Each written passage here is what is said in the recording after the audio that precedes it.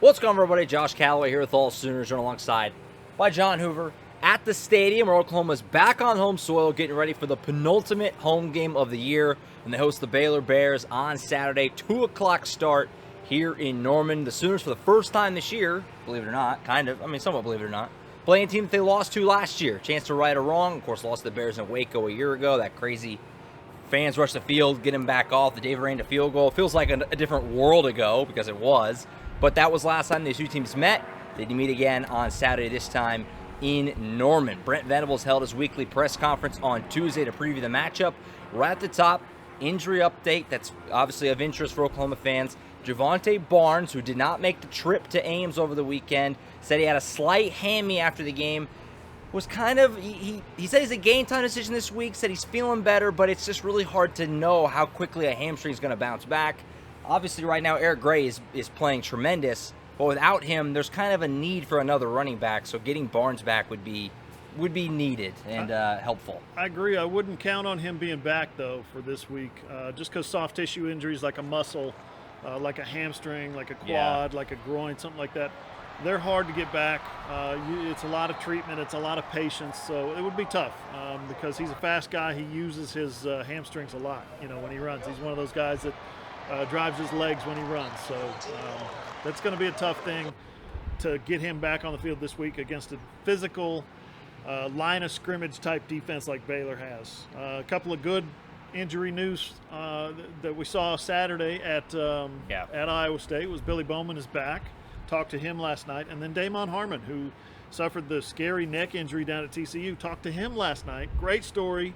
He was able to tell, talking about his injury. He remembered everything, how he bounced back from it. You can find both the Billy Bowman story and the Damon Harmon story on AllSooners. Check out the Damon Harmon story. Check out the Damon Harmon video. That kid will inspire you.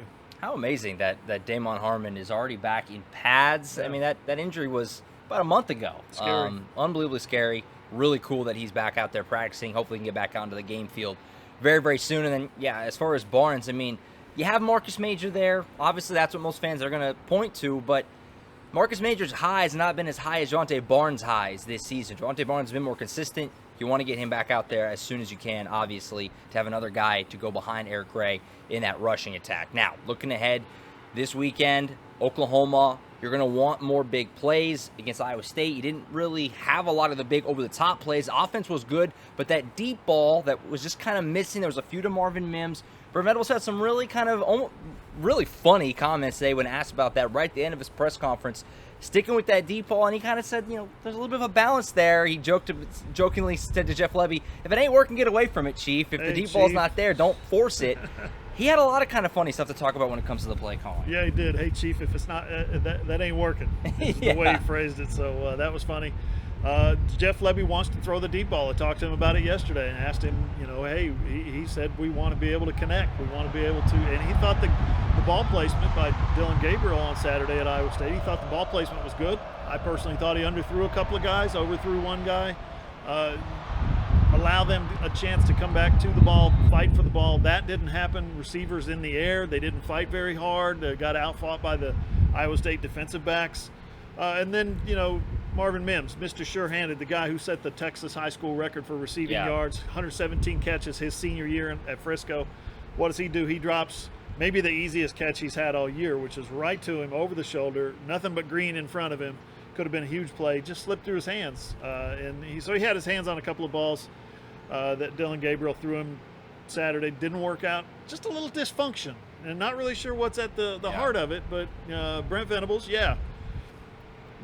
Another way he phrased it was he's talking on the headsets. You got Levy upstairs and Venables is down on the field. He gets on the headsets and says, hey, remember that play that you ran with the 3 trips on the right and everybody ran a post? You got a triple post?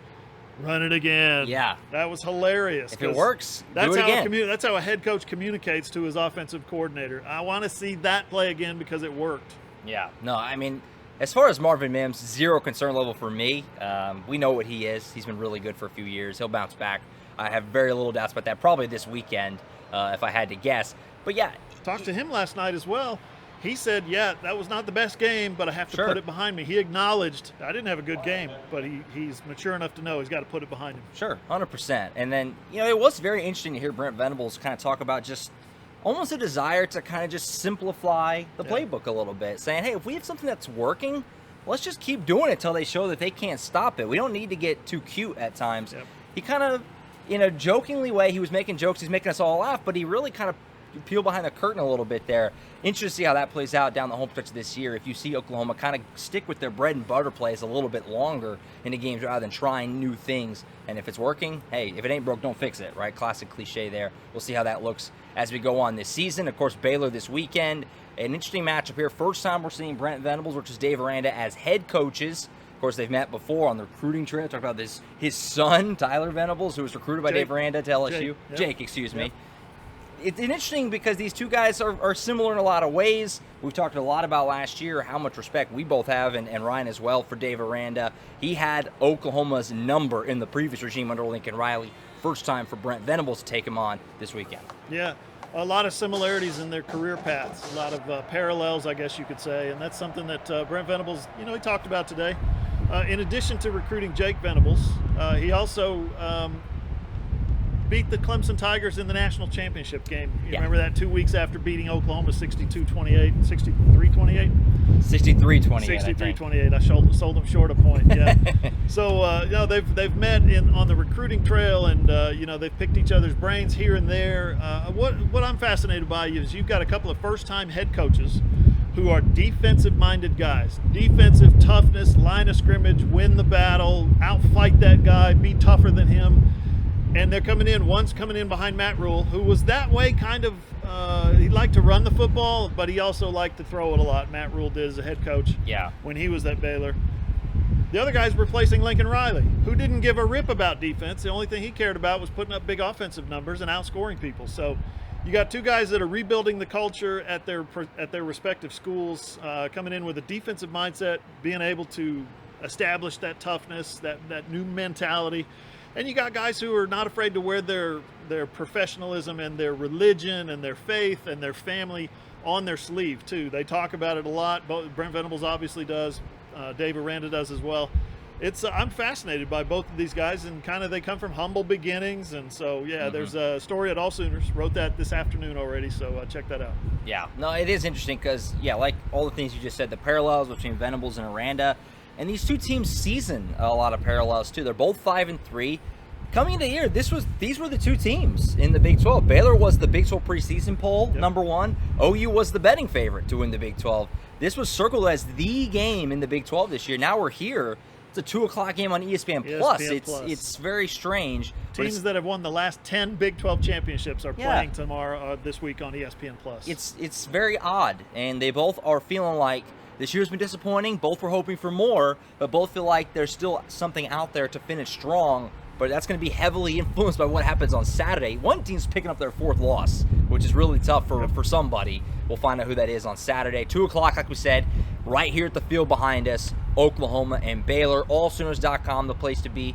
Tons of coverage leading up to the start of that ball game. You can hear Brent Venables' full 51-minute press conference today. That was the longest of the season, as well as Jeff Lebby, Ted Roof yesterday, and a whole slew of players, including quarterback Dylan Gabriel and Damon Harmon, like Hoover referenced earlier, several others as well. And, of course, tons of preview coverage leading up to the start of that game. And then on Saturday, full game day coverage on AllSooners.com. Post-game reaction, of course, from all the players and coaches, us, highlights, game stories, post-game podcasts, all that good stuff. You know by now. Oklahoma game day, AllSooners.com is the place to be. So, we'll see you this weekend. Sooners and Bears at 2:00 on Saturday. That's it for now. For John Hoover, I'm Josh Callaway.